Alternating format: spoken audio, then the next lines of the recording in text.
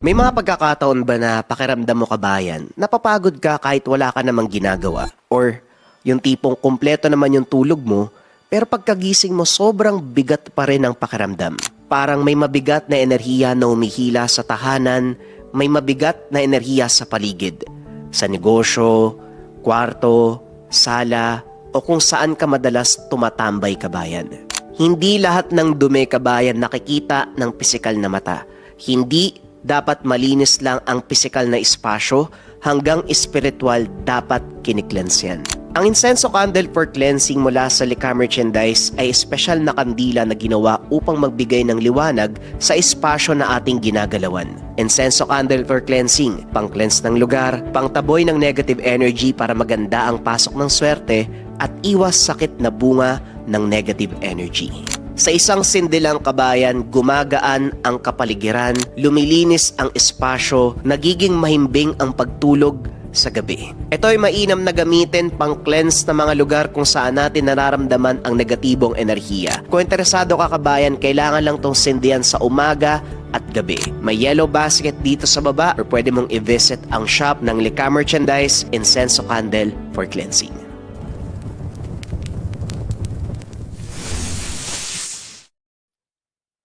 Hindi pa man tuluyang nakakapagpahinga si Leandro. Pagbalik nito sa bayan, laking gulat nang makita si Lolo Tasio. Nakaandusay ngunit humihinga pa. Isang malaking aswang ang dahan-dahang papalapit. Tumatawa ng aasar. Nang sandaling yon, lumiwanag muli ang mutya at dali-daling nakapunta si Leandro sa kinaroroonan ng lolo. Hindi niya na inalam pa kung anong sasabihin ng nilalang. Walang pasintabi na pinugutan ng ulo. Nang tuluyang humiwalay ang ulo sa katawan, agad siyang lumapit sa lolo. Duguan man ang muka ay humihinga pa rin. Ako nang bahala kay Lolo Tasio. Mas kailangan nating pumatay ng mga aswang. Anding, ang mga sugat mo. May bali ka pa. Pati yung noo mo may dugo. Huwag mo na akong isipin. Ang mahalaga ang kaligtasan nila. Ang kaligtasan nyo. Kapag nawala kayo ni Lolo Tasio, sino magliligtas sa mga tao? Ano ang saysay na mabuhay kami pero wala ka? Biglang natigilan ang dalaga sa sinabi ni Leandro. Leandro, hindi maganda magbiro sa panahon na to ha. Seryosong laban yung kinakaharap natin oh. Hindi ako nagbibiro, Anding. Totoo ang sinabi ko. Ayokong umalis sa laban na ito na wala ka. Pati na rin si Lolo Tasio syempre. Hindi ko alam kung anong dapat maramdaman ko, Leandro. Hindi ko alam kung anong sasabihin sa'yo eh. Basta ang pinakamahalaga, maging ligtas ka, Anding. Sige na, kailangan mo nang umalis. Hindi ka pwede dito. Mag-iingat ka, Leandro ha. Pangako, magkikita tayo uli. Nagulat si Anding nang halikan siya ni Leandro sa noo. Kagad napahawak ang dalaga sa kanyang noo. Ano yun, Leandro? Kung sakali lang na hindi na ako makabalik ba, kahit papano sa uli, wala akong pagsisisihan. Kagad nang umalis si Leandro at muling nakipagsapalaran sa digmaan, habang si Anding hindi makapaniwala sa nangyari. Muling bumalik ang mga aswang. Hindi lamang iilan, dumagsana ang mga ito. Mas marami, mas mabagsik at galit. Nais nilang gumanti sa mga napaslang nakalahi nila noon, sa mga sugat na hindi naghilom. Ang hangin ay napuno ng amoy ng dugo at puot. Sa gitna ng kaguluhan, muling lumitaw ang balaw at binalaan si Leandro. Huwag mong isagad ang puwersa ng mutya. Ang kapangyarihang hawak mo ay may kapalit. Sa bawat lakas na kukunin mo dito, unti-unti ka ring inuubos. Maaari kang mamatay bago pa man matapos ang laban kung sobra pa sa sapat ang kinukuha mo. Bagamat nabahala sa mensahe, alam ni Leandro Nawala na siyang ibang pagpipilian lalo na't wala si Lolo Tasyo. Ang mutya ang tanging sandata na kayang sumabay sa lakas ng mga nilalang sa dilim. Kung ito ang kabayaran, tatanggapin ko. Basta mailigtas ko lang sila. Wika nito habang hawak ang mutya. Dumami palalo ang mga sumugod.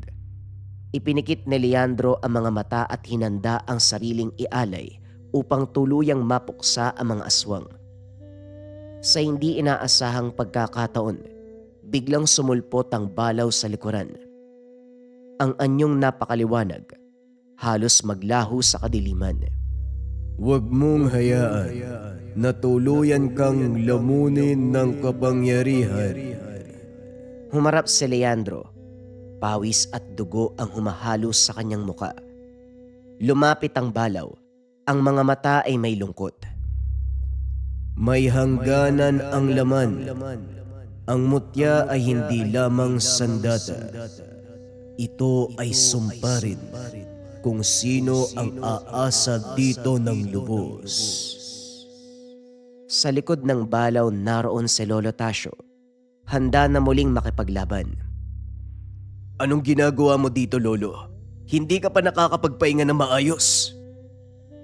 Sa wakas nakita din kita, Balaw. Lolo Tasyo, marami pang aswang. Kailangan mong umalis dito. Shh! Hoy! Ano ka ba, Leandro? Magaling na ako at isa pa. Huwag mo naman ipakita sa gabay na mahina ako. Alam mo namang, ilang taon kong inintay ang pagkakataon na ito. Sa tingin mo ba papalampasin ko yan? Inihanda ng maglolo ang mga sarili. Magkatalikod sila, handang kalabanin ang mga nasa harapan at protektahan ang isa't isa. Ang berdeng liwanag, kapangyarihan ng gabay ay umaagos kay Leandro habang ang balaw ay nasa tabi lang ng dalawa, handang tumulong at gabayan sila. Sa tulong nito, kahit ilang oras na ang nakalipas, tila hindi pa rin napapagod ang maglolo. Mas marami silang napaslang at tila umulan ng dugo sa buong sityo. Nang kakaunti na lamang ang mga aswang, ang ilan ay bumalik sa kanilang kuta upang isiwalat ang masamang balita. Nang tumahimik na ang paligid, huminga ng malalim si Leandro at Lolo Tasyo. Ang buong akala nila doon na nagtapos ang laban. Kaso nga lang, biglang umalingaw-ngaw ang isang napakalakas sa sigaw. Isang higanteng aswang ang bumagsak sa lupa at mula sa likod nito ay dahan-dahang naglakad si Lando. Mukhang hindi ka kinaya ng mga kasamaan ko kanina. Kuya, hanggang kailan ka ba lalaban? Hanggang sa maubos kung kinakailangan. Bakit mo ba ginagawa to? Para saan? Para sa akin? O sa pansarili mong konsensya? Para sa'yo. Para sa batang kapatid ko na hindi ko nailigtas noon. Hindi pa uli ang lahat, Lando. Lumaban ka sa kanila. Napapikit si Lando. Sa isang iglap, tila babagsak ang kanyang tuhod. Ngunit mula sa dilim, may tinig na bumubulong. Sa kauna-unahang pagkakataon maging si Leandro ay narinig ito. Ang sumaping sumpa ng aswang ang nag-udyok. Siya ang pumatay sa mga kalahi natin. Hindi mo na sila pamilya. Siya ang dapat mong unahin bago pa tuluyang lasunin ng taong ito ang isipan mo. Sirain mo ang mutya. Nang sandaling yun, biglang nagbago ang anyo ni Lando. Tila naging normal ng panandalian. Kuya, tumakbo ka na. Kapag tuluyan akong nawala, hindi na kita makikilala. Hindi umatras si Leandro. Tinaas niya ang mutya. Nagniningning ito. Mas maliwanag, mas malakas, ngunit mas mapanganib. Leandro, huwag mong ilabas ang buo mong kapangyarihan. Ngunit huli na. Isang malakas na bugso ng liwanag ang sumabog mula sa mutya. Umalingaw-ngaw ang sigaw ng mga aswang habang tinatangay sila ng enerhiya na tila araw sa gitna ng gabi. Nagliyab ang lupa, naghiwalay ang mga anino. Ngunit kasabay nito, napalod si Leandro. Ang dugo'y tumulo mula sa kanyang ilong, nanginginig pa ang kamay. Lando, nasan ka? Sa gitna ng liwanag tumayo si Lando. Sugatan, nanginginig pero buhay. Ang dilim ng kanyang mga mata ay tila nag-aalangan. Lumapit ito ng dahan-dahan. Bakit? Bakit hindi mo ako pinatay? Ngumiti si Leandro kahit hirap huminga. Dahil kapatid kita. Kahit anong mangyari, pipiliin kitang iligtas. Nanginginig ang kamay ni Lando. Sandali siyang lumuhod sa harapan ng kapatid. Tila babalik ang dating anyo. Kaso nga lang, nang makita ito ng higanting aswang, hindi niya ito hahayaan. Sumugod ito ng napakalakas. Buong puwersa ng kadiliman ang gagamitin upang patayin si Leandro. Pero sa isang iglap humarang ang kapatid. Tinanggap nito ang matinding pinsala. Sugat na dapat para sa kanya. Sa huling pagkakataon, nagpaalam sila sa isa't isa. Ang huling hininga, may bahid ng kapayapaan. Parang muling nanumbalik ang kapatid na dating nawala. Sa kanyang sakripisyo, tuluyang pumanaw na si Lando. Sa pagkawala ng kapatid, nanaig ang galit ni Leandro. Ilang taon nilang hinanap at inantay ang pagbabalik nito. Ngunit sa sandaling pagkikita nila, ito na ang takda na tuluyan na siyang nawala. Buong lakas na pinakawalan ang kapangyarihan ng mutya at liwanag na matagal nang pinipigilan. Sabay-sabay niyang pinatay ang mga natitirang aswang hanggang sa ang gabi ay tuluyan ng nanahimik. Ang lupa ay naging dagat ng dugo at ang hangin ay napuno ng pagod at lungkot. Sa paglipas ng mga araw, nanumbalik ang kapayapaan sa bayan. Kalaunan nanumbalik ang dating pamumuhay. Naitayo ang mga dating tahanan at gusali. Mas malaki, mas matibay at mas madami. Muling narinig ang mga tawanan ng bata. Muling naging masagana ang bayan. Si Aling Tessa, natanggap na rin ang pagkamatay ng anak at sa tulong nila Leandro at Lolo Tasio at Andeng, bumalik muli ang ngiti ng matanda makalipas ang ilang taon.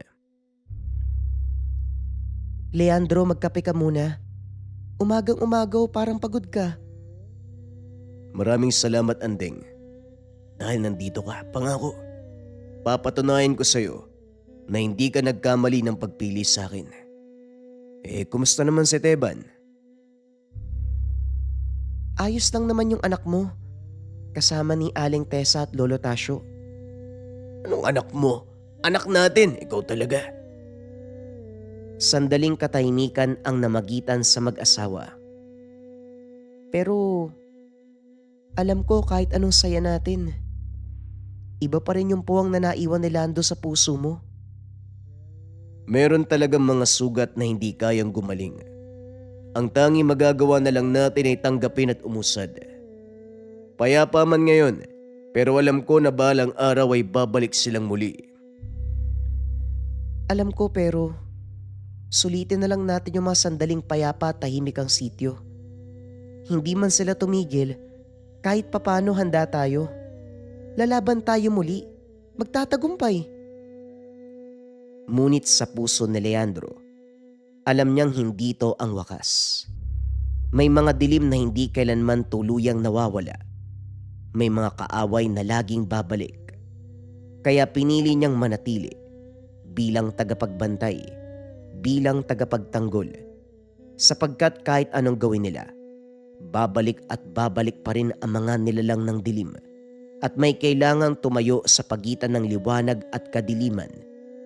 Siya ngayon ang bantay. ang tahimik na sandigan laban sa muling pagbangon ng kasamaan. Lumipas ang maraming taon, unti-unti ring nagbago ang anyo ng bayan, ngunit hindi katulad ng dati na binalot ng takot. Ang dating munting baryo, ngayon ay naging mas maingay, mas maliwanag. May mga bahay na yari na sa semento. Ang mga daan ay meron ng mga posteng nagbibigay liwanag tuwing gabi. Ang mga batang dating naglalaro sa putekan, ngayon ay meron ng mga hawak na kagamitan pang eskwela.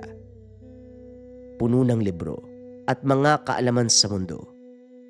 Ang dating kakauyan sa gilid ng ilog, bagamat merong iilang pinutol, napalitan naman ng mga palayan at taniman.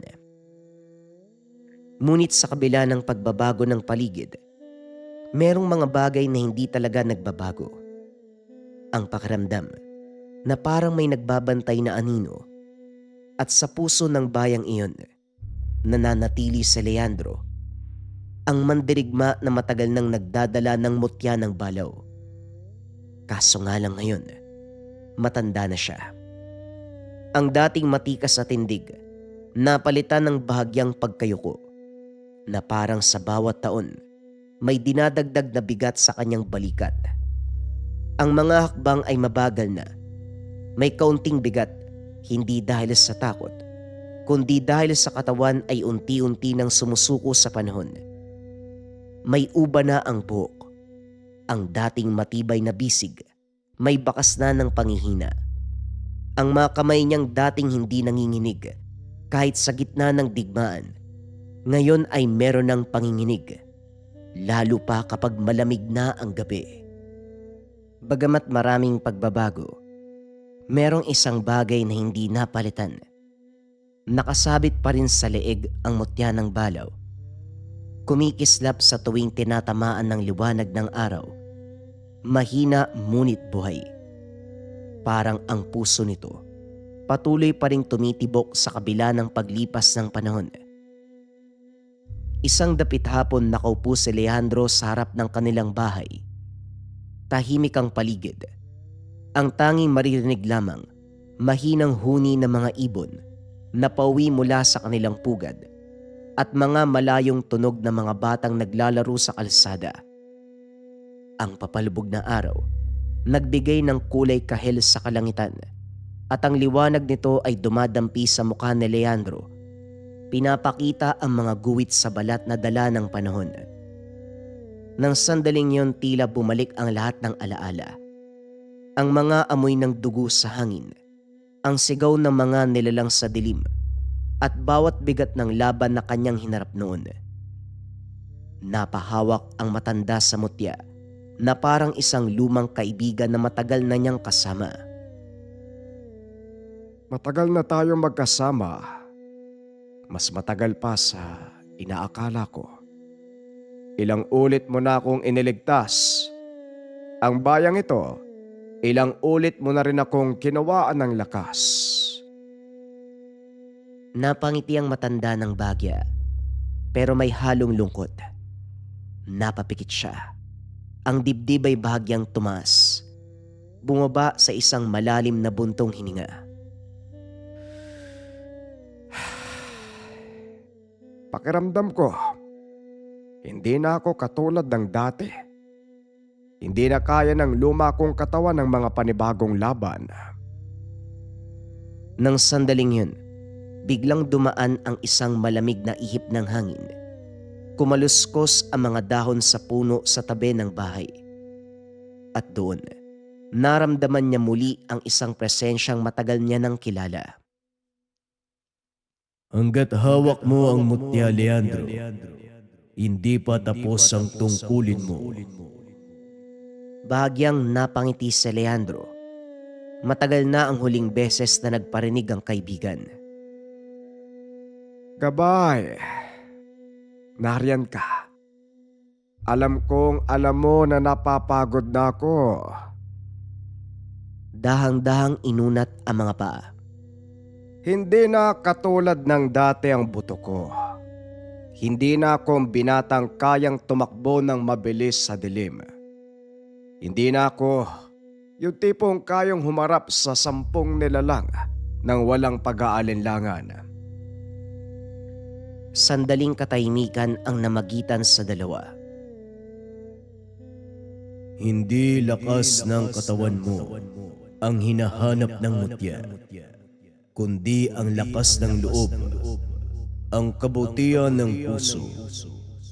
Sa ngayon, hindi pa rin naman nawawala ang mga bagay na ito. Pero kung ganyan ang pakiramdam mo, hindi kita pipigilan.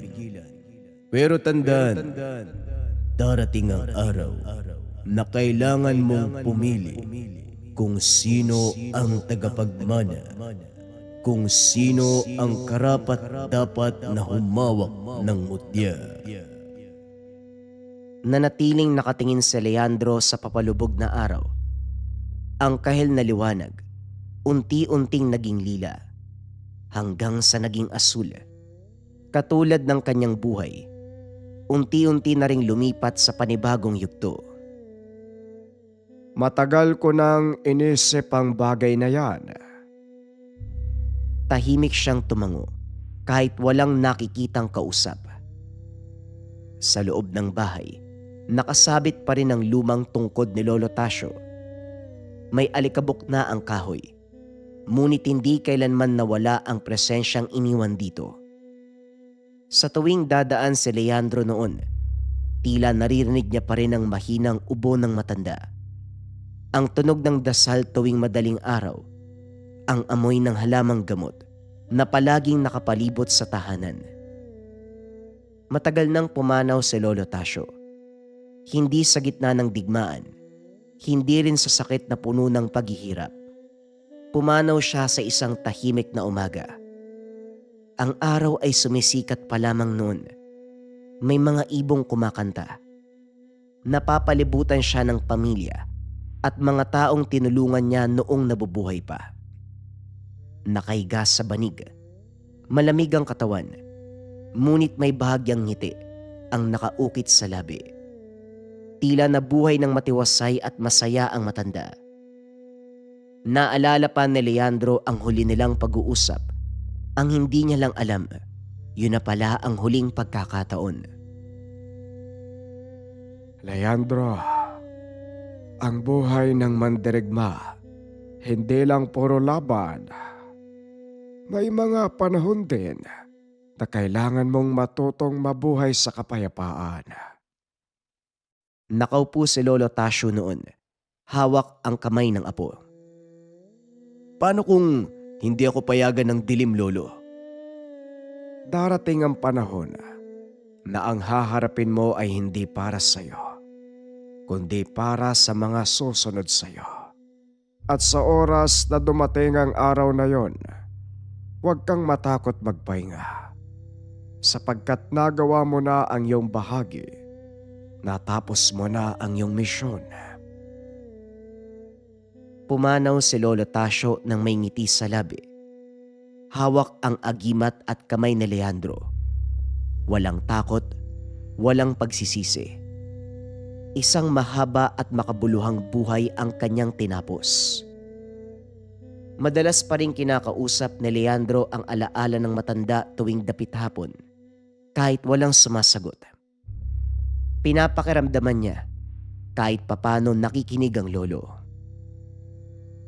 Lolo, sana tama ang pagpapasya ko. Sana naprotektahan ko ang bayang pinagkatiwala mo. Lumapit si Andeng at umupo sa tabi niya. Hindi ko akalaing darating tayo sa ganitong punto. Ikaw, tahimik na nakaupo. Walang sugat. Walang hinahabol at walang humahabol sa'yo. Ngumiti si Leandro. Marahang hinaplas ang ulo ng sanggol. Akala ko rin puro digmaan at labanan ang buhay ko. Akala ko doon magtatapos ang kwento ko. Hindi pa.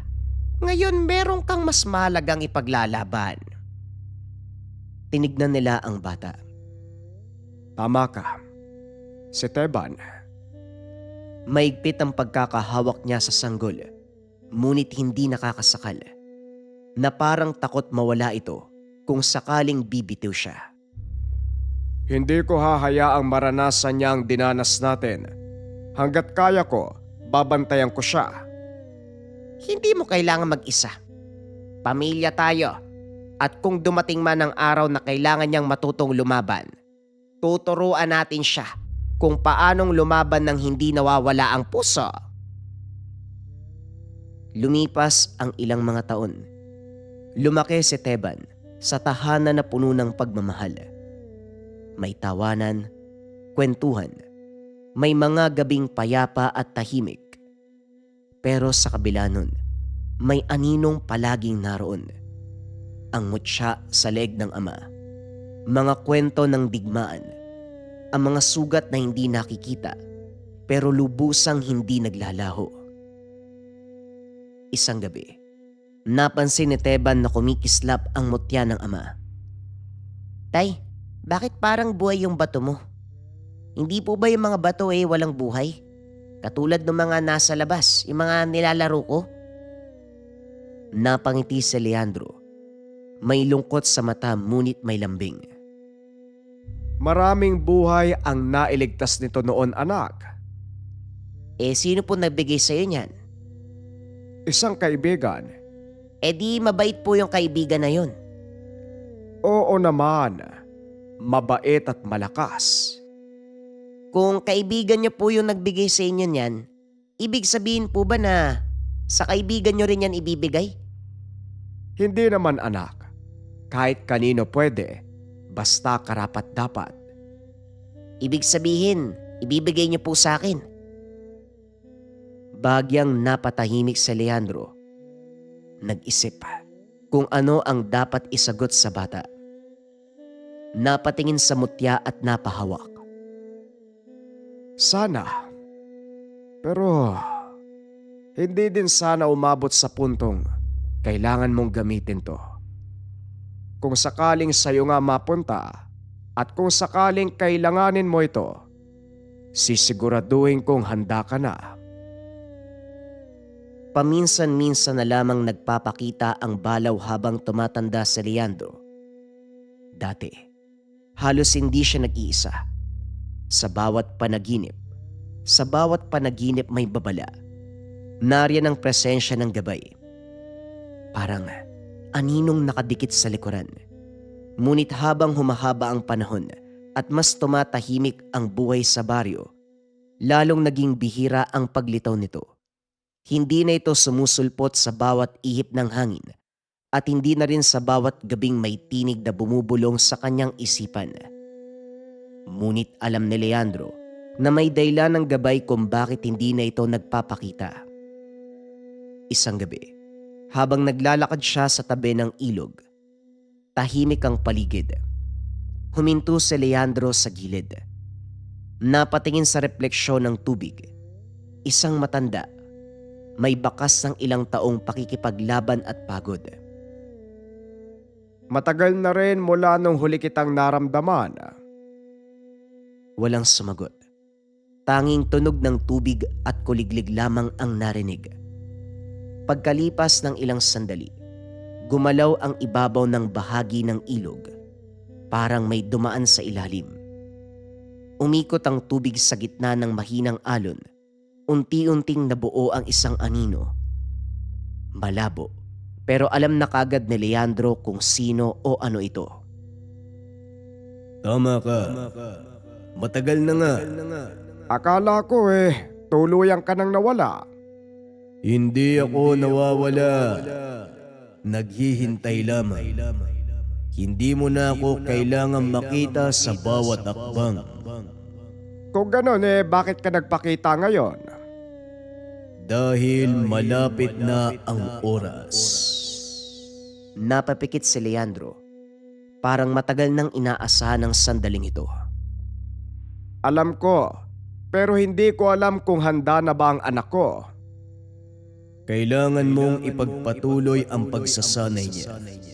Hindi habang buhay, maitatago mo ang kanyang kapalaran. Kailangan niyang maging karapat-dapat sa puso isipan at pisikal na kaanyuan. Pero sigurado ka bang anak ko ang susunod sa akin? Hindi ka ba nagkamali ng pinili? Natawa na lamang ang gabay sa tanong ng matanda. Ang dugo mo pa lang, sapat na upang makabuo ng karapat-dapat na tagapagmana. Malakas si Teban, matalas ang pakiramdam. Ngunit hindi lang lakas ang batayan. Kailangang mahulma ang kanyang katapangan at katatagan. Kailangan niya ring maunawaan ang bigat ng pagpili sa kanya. Ang mutya ay hindi lamang sandata. Ito ay pasaning, isang panata. At kapag hawak ito, hindi na pwedeng umatras. Alam ko ang lahat ng yan, kaibigan. Darating ang sandali na kailangan niyang tanggapin at harapin kung ano ang pinagkaloob sa kanya. Gusto man o ayaw. Ito ang huling sinabi ng balaw bago tuluyang naglaho na parang usok at tinangay sa hangin. Matagal na nakatayo si Leandro doon. Nakatingin lamang sa tubig. Napahawak sa mutya sa leeg. Pasensya na, Anding. Nangako kong gagawin ang lahat upang hindi maranasan ng anak natin ang digmaan. Pero mukhang nasa dugo na natin ito. Hindi ko siya pipilitin. Hindi ko rin pipigilan ng paparating. Gagawin ko ang lahat ng kaya ko upang ihanda ang ating anak. Lumipas ang ilang taon. Nagbinata na si Teban. Tahimik ang tapang. Hindi hambog. Matalas ang pakiramdam sa paligid. Paminsan napapalingon siya kahit walang tunog. Minsan napapatigil sa paglalakad. Parang may nararamdamang hindi maipaliwanag. Hindi man niya alam ang lahat. Pero ramdam niya ang bigat na palaging may nakapaligid sa kanyang ama. Isang hapon tinawag ni Leandro ang anak. Bitbit na mga sandata, dali-daling pumunta si Teban. Sa bakuran doon nakatayo si Leandro, nakaharap at seryoso. Teban, ibaba mo muna mga sandata. Ngayong hapon wala munang ensayo. Paminsan-minsan, kailangan mo ring magpahinga. Kahit malayo ka pa lang nakikita ko na ang mga bisig mo. Halika dito, halika. Sige hutay. Tugon ng anak. Ang katawan ay katulad ng sinabi ng ama. Malaki ang mga bisig. Matipuno ang pagkakatindig. Moreno ang balat. Dahil ito sa ilang taon nilang pag-iensayo, hindi lamang ang utak ang hinulma ni Leandro sa anak, kundi pati na rin ang lakas ng katawan. Teban, Ano po yun, tay? Sandaling nanahimik si Leandro, parang hinahanap ang tamang salita. may mga bagay akong matagal nang gustong sabihin sa'yo. Mga bagay na gustong ipamana. Bakit utay? Alis ka ba? Hindi naman sa ganun, anak, pero Hindi mapigilan ni Leandrong hawakan ng mutya. Yan ho ba? Yung mutya ipapamana niyo ho sa akin. oo, pero hindi lang ito basta bato. Inalis niya ang kwintas sa leeg. Inilagay sa palad. Kumikislap ito sa liwanag ng dapit hapon. Hindi lang ito bagay na isusuot mo sa iyong leeg. May kaakibat itong responsibilidad. Panata, kapag tinanggap mo ito, hindi ka mabubuhay katulad ng karaniwang tao. Tay, mahal namin kayo ni inay. Alam kong malaki ang respeto at pagmamahal ng bayan sa inyo. Pero ito na po ba talaga ang aking kapalaran? Wala po ba akong karapatang mamili ng buhay na gusto kong tahakin? Alam kong hindi madali para sa iyo ang bagay na ito, anak. Maniwala ka, ayoko mang ipamana ang bagay na ito, pero tadhana ang nagsabi na ikaw talaga ang susunod. Ikaw ang nakatakda. Kung ganoon, maaari niyo po ba akong bigyan ng panahon para mag-isip? Buong buhay ko naman po. Sumunod ako sa mga gusto niyo eh. Kung mamarapatin niyo, sana pagbigyan mo ako sa munti kong kailingan. Bahagyang napaisip si Leandro, nasasaktan, na tila napipilitan ang anak. Ramdam nito, hindi pakikipagdigmaan ang nais nitong buhay. Sino ba naman ang ayaw mamuhay ng tahimik at payapa? O sige anak, kung ano ang makakapagpagaan ng kalooban mo. Pero darating ang araw na kailangan mo itong tanggapin. Hindi mo ito habang buhay pwedeng iwasan. Tumango lamang si Teban at mahinahong umalis. Nag-iisa si Teban. Hindi makatulog kaya nagpa siya na lamang na bantayan ng bukid. Rumoronda. Nagtataboy ng mga peste. Inaayos ang mga kayang ayusin. Sumikat na ang araw. Hindi pa rin dinalaw ng antok ang binata. Inabala ang sarili sa pag-aani at pagpapalipas ng ilang sandali. Bigla siyang natigilan. Kagad napahinto ang kanyang mga kamay. Tumingin sa paligid. May malamig na hanging dumaan. Hindi katulad ng karaniwang simoy ng bukid. Mabigat, tahimik, pero may isang bagay na hindi dapat nandito. Sa dulo ng palayan may nakatayong babae. Maputla ang balat, maayos ang tindig, at ang mga mata ay tila may tinatagong lungkot. Ikaw, sino ka? Mahina itong ngumiti. Dahan-dahang nagpatuloy sa paglalakad. Dadaan lang po ako. Hindi ka taga rito ah. Anong pakay mo? Grabe ka naman, sabing dadaan lang ako eh. Ikaw ba'y may-ari ng lupa kaya bawal akong dumaan? Hindi naman sa ganun. Pero may kakaiba sa'yo. Hindi ko lang masigurado kung ano eh. Siyempre, sabi mo hindi ako taga rito, malamang maninibago ka. Hindi naman sa ganun pero Ganyan ba ang anak ni Leandro? Hindi marunong makipag-usap sa babae? teka, paano mong... Bago pa matapos ang sasabihin, biglang dumaan ang malakas na ihip ng hangin. Kumarap lamang siya at nawala ang babae. Wala nang bakas sa palayan. Teka, sino ba yun? Pagkawi sa bahay, kagad hinanap ni Teban si Leandro. Nakaupo lamang ang ama sa labas. Tahimik, hawak ang tasa ng mainit na kape. Tay, O ano nangyari anak? Bakit parang hindi ka nakatulog? Ayos ka lang ba? may nakita po kasi ako sa bukid eh. Sigurado kung hindi ordinaryo ang nakita mo. Hindi mo naman sasabihin sa akin kung wala kang gustong itanong, hindi ba? Isang babae tay, dumaan siya kanina, hindi po taga rito. Nakakapagtaka kasi kilala niya ako eh. Hindi naman kagad nakakabahala ang bagay na yan. Alam mo naman kahit papano kilala ka sa buong sityo. Hindi imposible na narinig niya ang pangalan mo sa isa sa mga residente. Hindi tay, talagang merong kakaiba sa kanya. Parang kinakabahan ako eh. May mali sa kanyang aura. Yung pagtitig niya sa akin kanina parang kilalang kilala niya talaga ako. Hindi lang ang pangalan ko ha, pati po yung buong pagkatao. Hindi niya nga binanggit ang pangalan ko eh. Tahimik lamang si Leandro. Ilang sandali siyang hindi nagsalita. Ano bang sinabi? Anak na Leandro tapos nawala na lang siya bigla. Pumikit lang ako eh. Parang tinangay siya ng hangin. Sigurado kung hindi kayang gawin yon ng isang pangkaraniwang tao.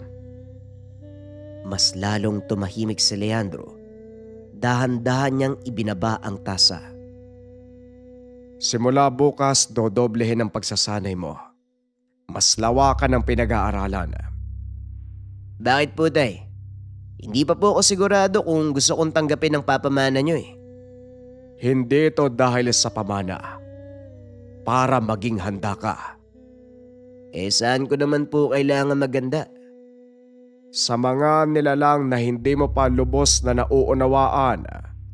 Sa mga nilalang na matagal ko nang ipinalangin na huwag mong masilayan. Ngunit kahit anong pag-iingat ko, mukhang sila talaga ang gagawa ng paraan at hindi nila tayo tatantanan. Ibig sabihin, tay, aswang ang babaeng yun? Parang imposible naman yun. Ang mga aswang sa paglalarawan niya sa akin nakakatakot ang itsura. Mga nilalang na hindi nagmula sa mundong to. Pero yung babaeng yun hindi siya pangit. Ang ganda nga eh. Mag-ingat ka, anak. Hindi ko alam kung sa paanong paraan nila nakuha ang Tito Lando mo noon. Pero hinala ko, nalin lang siya. Nalin lang ang kapangyarihan. Akalang pagkakaibigan. Pero sa'yo baka ang babaeng yon. Yon ang gagamiting tulay upang maakit ka. Magpakatatag ka. Mapanganib sila. Gagawin ang lahat para makapagigante at kumain ng laman. Hindi na nakapagsalita pa si Teban matapos magbabala ng ama. Alam nito, may katotohanan ang mga sinasabi. Kahit na siya mismo ay hindi pa nakakaengkwentro ng mga aswang. Buo ang paniniwala niya sa ama.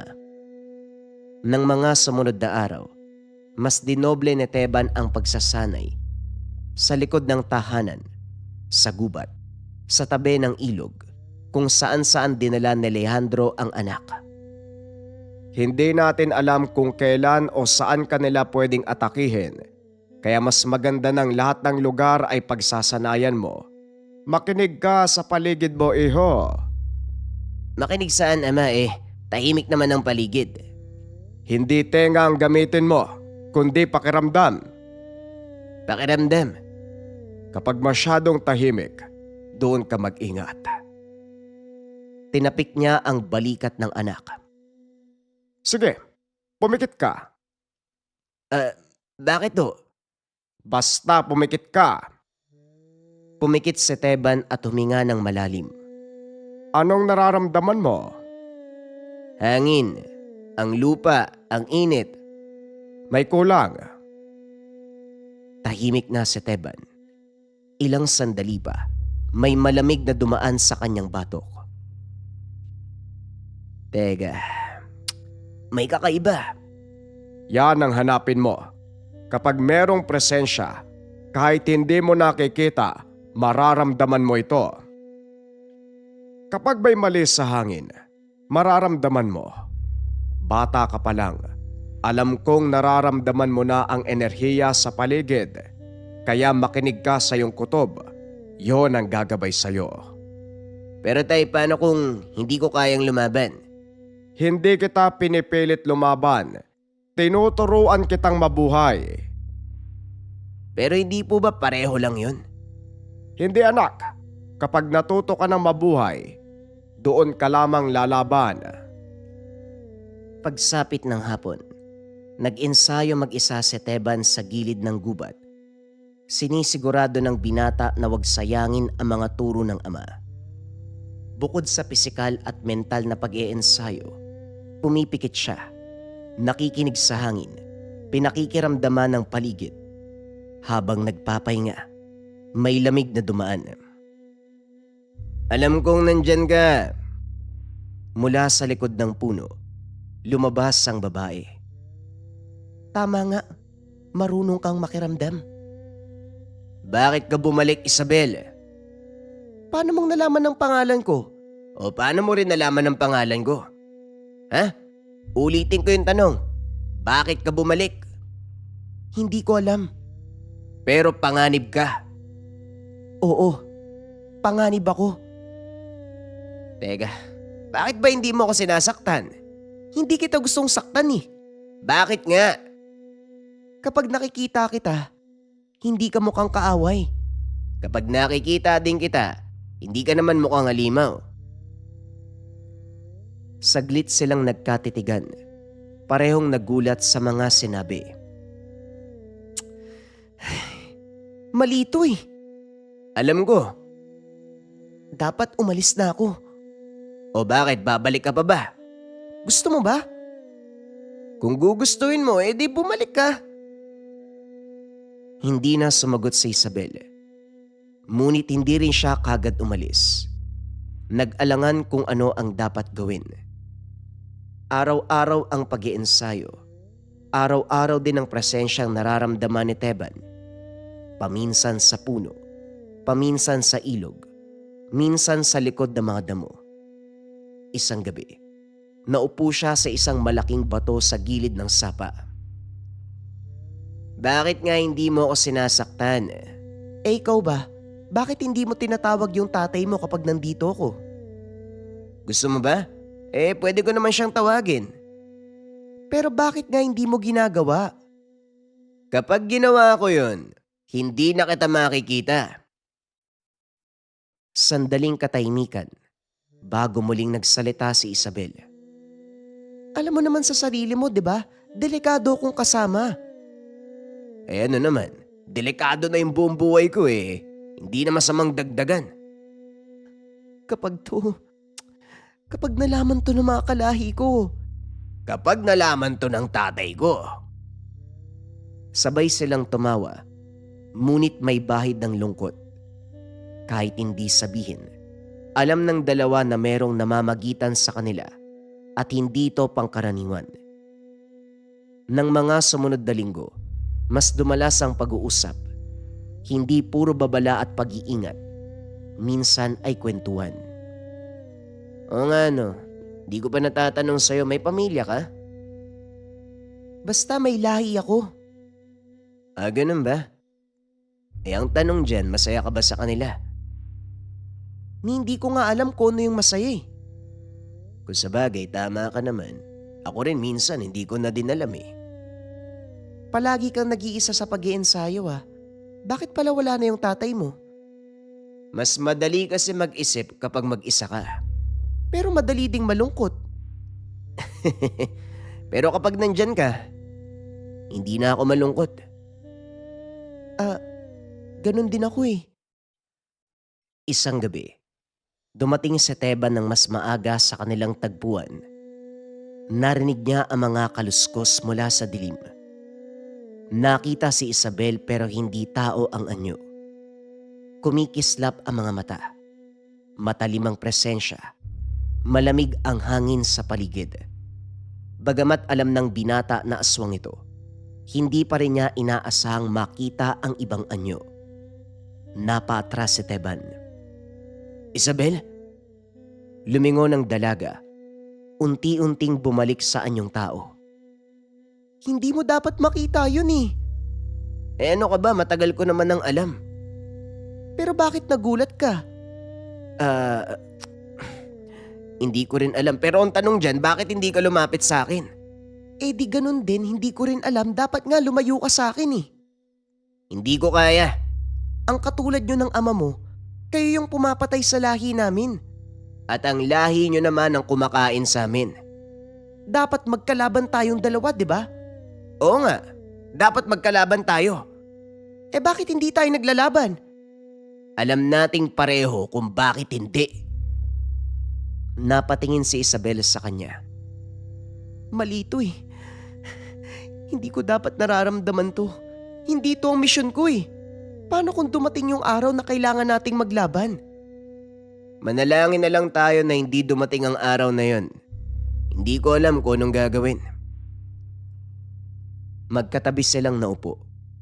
Parehong alam na ang mundo nila ay hindi papayag. Pero pareho ding alam na hindi pa huli para umatras. Maaga nang umuwi si Teban. Tahimik ang bahay, ngunit ramdam niya ang bigat ng hangin. Nakatayo si Leandro sa gilid ng silid. Hawak ang mutya sa dibdib. Nakatingin lamang ito sa anak. Huwag ka magsinungaling. Sabihin mo sa akin kung gaano na katagal. Kailan pa kayo nagsimulang magkita? Hindi ko na rin po matandaan, tay. Basta matagal na ho eh. Aswang? Oo, tay. Niloloko ka lang yan. Papaamuhin hanggang sa makuha o mapatay. Hindi maaari yan, tay. Totoo po ang namamagitan sa amin. Masyado kang malakas, kaya gumamit siya ng ibang paraan upang umamo ka. Hindi. Hindi ganun si Isabel, tay. Iba ho siya. Hindi mo kilala ang uri nila. Hindi mo alam ang paghihirap na dinanas ng mga tao. Ang mga pamilyang naulila ng dahil sa katulad nila. Kilala ko siya. Ang sabi niya sa akin, makinig ako sa pakiramdam ko. At yun ho ang nararamdaman ko. Pinatay nila ang kapatid ko. Nag-iwan ng maraming ulila sa baryong ito. At ngayon, papapasukin mo sila sa buhay mo. Pero tay, hindi siya kagaya ng mga kalahi niya. Pare-pareho lang sila. Maging si Lando napaikot hanggang sa huli na ang lahat. Makinig ka sa akin. Ako ang may karanasan. Hindi tay, mali ka. Kailangan mong mamili. Hindi ko kayang pumili, tay. Kung hindi ka pipili, sila ang pipili para sa'yo. Sa kabilang dako ng kagubatan, nakatayo si Isabel sa gitna ng madilim na kuta ng mga nilalang. Nasa harap niya ang amang si Mando, pinuno ng kanilang lahi, ang kapatid ni Paeng, ang kanang kamay ng ama. Sa dinami-dami ng pwede mong magustuhan, tao pa. Umamin ka, Isabel. Totoo ba ang lahat ng ito? Tumango ang dalaga. Gaano na katagal? Matagal ka nang nakikipagkita sa kaaway. Matagal ka nang traidor sa ating lahi. Kung hindi ka pa namin nakita, hindi namin malalaman. Pero hindi siya kaaway. Tumahimik ka. Tao siya. Anak pa ni Leandro. Nakalimutan mo ba kung anong ginawa nila? Pero hindi niya po ako sinasaktan. Hindi pa. Hindi ka pa niya sinasaktan. Pero aabot din sa puntong yun. Sumiklab na ang digmaan na matagal nang iniiwasan nila Leandro. Ang gubat ay naging larangan ng mga sigawan at yabag. Ang mga tao sa baryo, pinamunuan ni Leandro. Lahat sila may hawak na iba't ibang uri ng panlaban. Sa kabilang panig naman ng mga nilalang. Sa gitna, muling magtutuos, magbabanggaan ang dalawang mundo. Lumabas kayong lahat. Tapusin na natin to. Mula sa likod ng mga puno, lumabas si Mando, ang pinuno ng mga aswang. Matagal ka naming inantay. Para sa mga kalahi naming nasawi, makakamit na namin ang hustisya. Mahabang panahon kami na nagtiis sa dilim. Ngayon oras na para kunin ang dapat sa amin. Walang kapayapaan sa mundo ng mga tao. Sumugod ang dalawang panig, umalingaw-ngaw ang sigaw. Ganito rin ang ginawa sa kapatid ko. Pinaikot at pinatay. Hindi ako ang pumatay sa kanya. Pare-pareho lang kayo. Itinaas ni Leandro ang sandata upang paslangin ang dalaga. Kagad namang sumugod si Mando. Kinuha mo na ang asawa ko. Hindi ako makakapayag na pati ang anak ko'y damay mo. Nagtuos ang dalawa. Parehong nawala ng mahal sa buhay. Parehong ipinaglalaban ang kapakanan ng angkan. Sa gitna ng kaguluhan, hinanap ni Teban si Isabel. Nakita niya ito sa pagitan ng mga anino. Lumapit siya at inabot ang kamay. Magkahawak sila sa gitna ng laban. Sa paligid nila ay may mga sumisigaw. May nagpapatayan. Teban, lumayo ka sa kanya. Ano pang inaantay mo, Isabel? Patayin mo siya! Nagkatinginan ang dalawa. Sa gitna ng apoy at sigaw, tila huminto ang mundo. Sa paligid ay patuloy ang digmaan. Ngunit sa gitna ng lahat, ang dalawa ay ayaw sumunod sa puot na matagal nang namamagitan sa mga lahi. Pwede namang magkasundo, di ba? Hindi natin kailangan magpatayan. Napahawak si Leandro sa sugat ng tagiliran. Bagamat nasasaktan, matalim pa rin ang tingin. Wala ng pag-asa, anak. Ang kapayapaan ay makakamit lamang kapag nawala ang isang panig. Diyan ka nagkakamali, Tay. Hanggat merong buhay, merong pag-asa. Sa kabilang panig, lumapit si Isabel kay Mando. Tay, tumigil na po tayo. Mauubos lang ang lahi natin. Sila ang umubos sa lahi natin. Pwede pa rin mamagitan ng kapayapaan sa atin, Tay. Kapayapaan, matagal nang patayan. Pinatayan ng mga tao noon pa. Sa isang madugong sandali, napalood si Leandro. Sugatan na siya ng maluba. Ang hininga ay paputol-putol. Ang mutya sa kanyang dibdib ay kumikislap. Halika dito, anak. Lumapit ka. Patawad, Ama. Aayusin. Hindi na. Halika dito. Oras na. Ikaw na ang tumapos ng laban. Sa kabilang banda, Kailangan mong lumaban, Isabel. Kung hindi, ikaw ang papatayin niya. pagdating sa gitna, nalungkot si Isabel nang makita niyang suot na ni Teban ang mutya. Nakapili ka na? May panig ka na? Hindi ko alam. Suot-suot mo na, Teban. Talagang dito pupunta ang tadhana natin. Hindi na mapipigilan. Lumiwanag ang malakas na enerhiya. Nag-init ang kamay ni Teban. Walang nagawa si Isabel kung hindi magbago ng anyo. Kahit ayaw man niyang kalabanin ang lalaking nasa harapan, wala siyang magagawa kung nais pa niyang mabuhay. Nagsalpukan ang dalawang malakas na puwersa sa gitna ng laban. Lumikha ng napakalaking liwanag. Halos ikabulag ng lahat ang liwanag na ito. Unti-unti, nang humupa ang liwanag, isang malaking puno ang lumabas.